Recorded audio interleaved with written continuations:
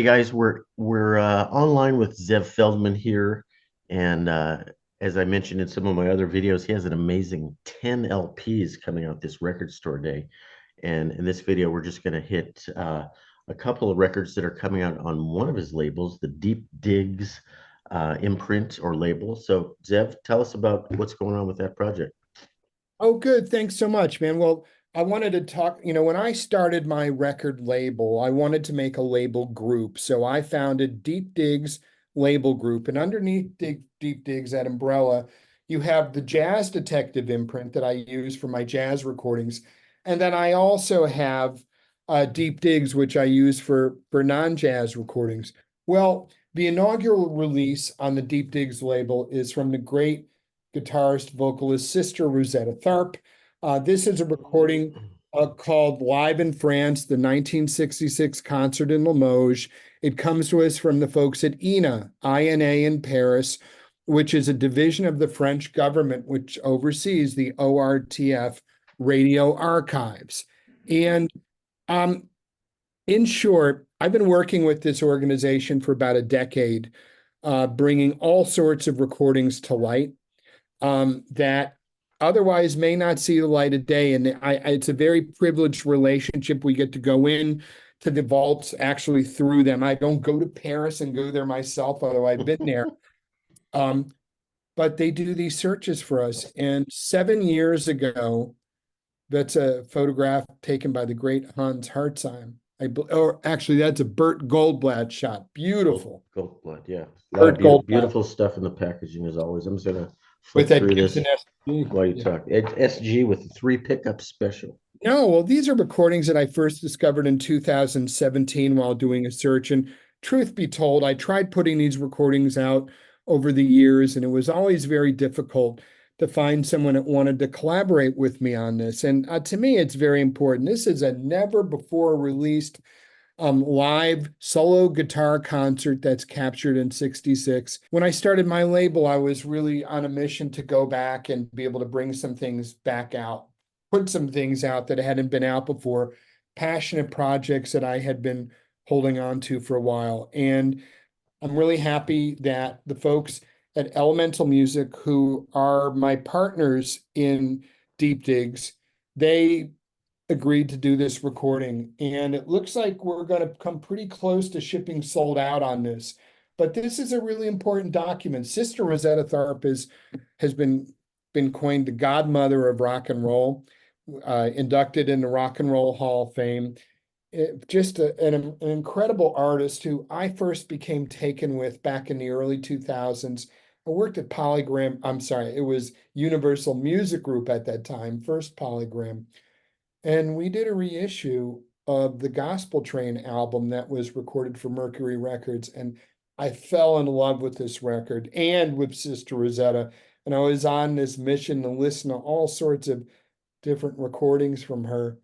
And I just was really, I thought it was remarkable that this concert was just sitting there in the archives, and had to listen to it, of course. And I had several people listen to it for me. Is this good or is it great? Because everything that we do, Greg, it's really important. It's not about some sort of like cash grab.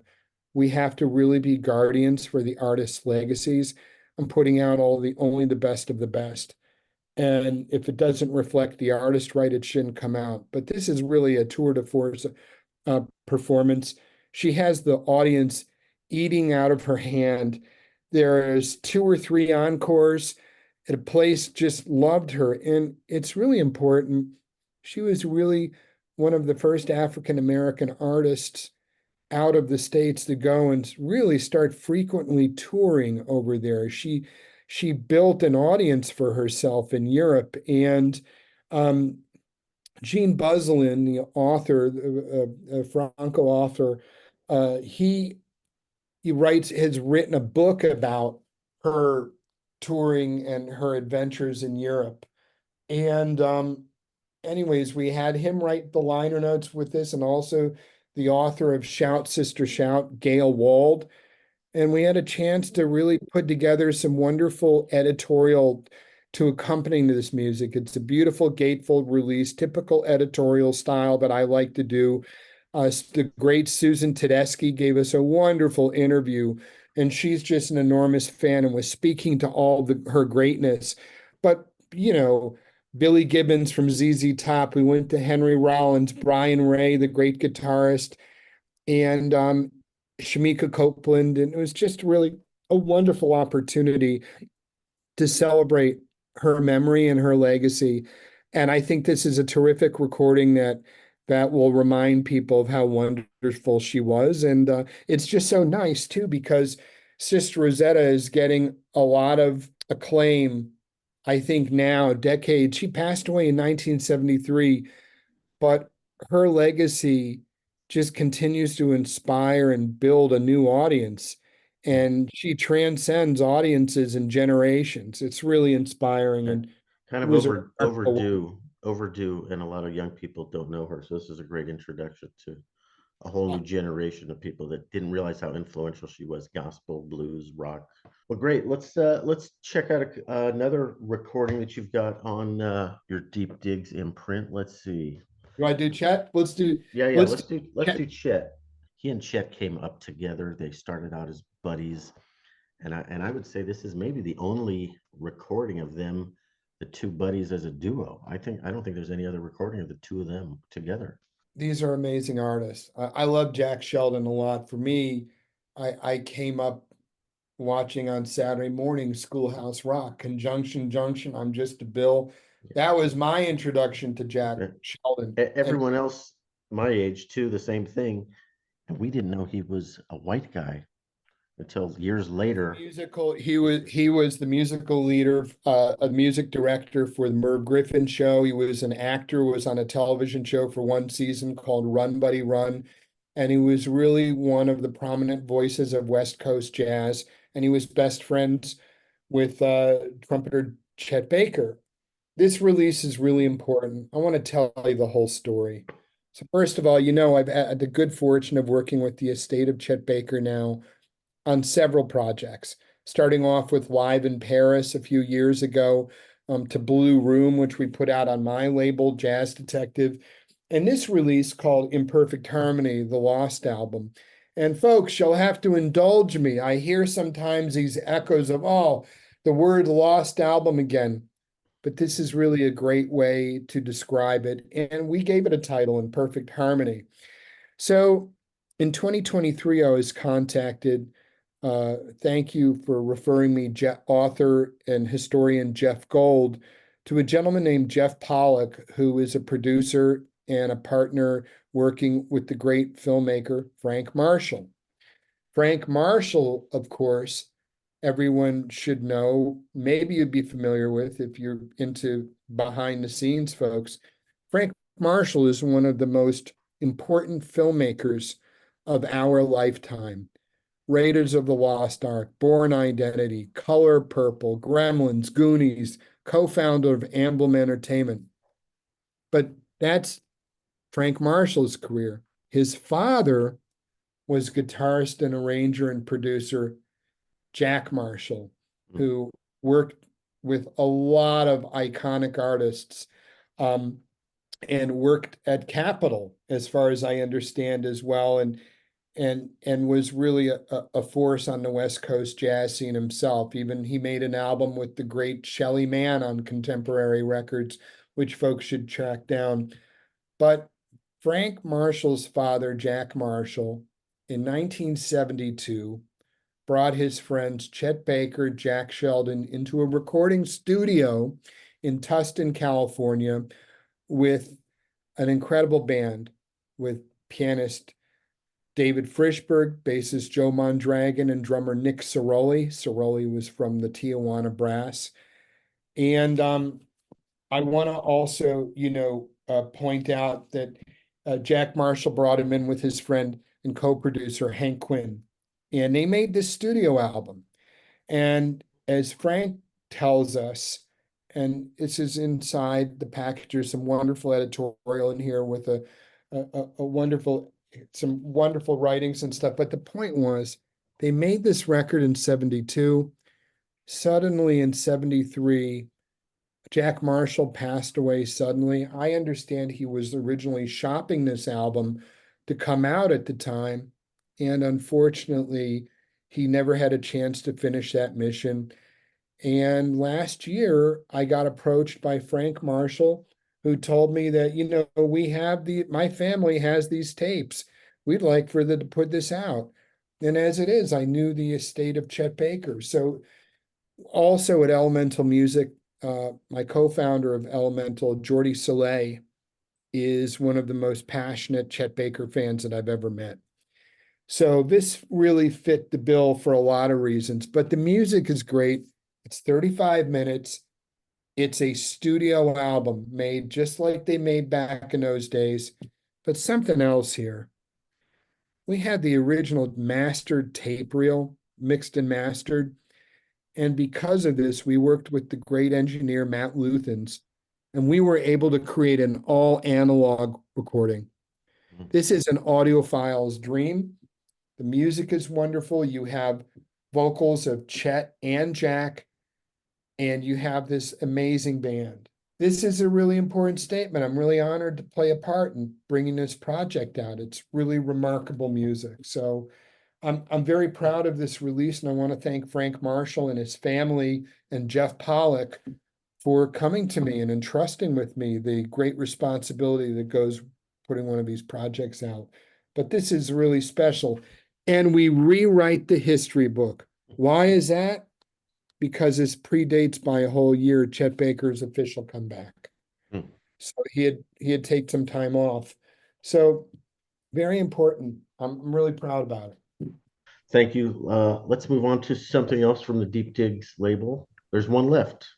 It is Mr. Sun Ra. This when I saw the list of 10 LPs, this was one of the ones I was most excited about, and it didn't disappoint. So tell us about the amazing Sun Ra in Chicago.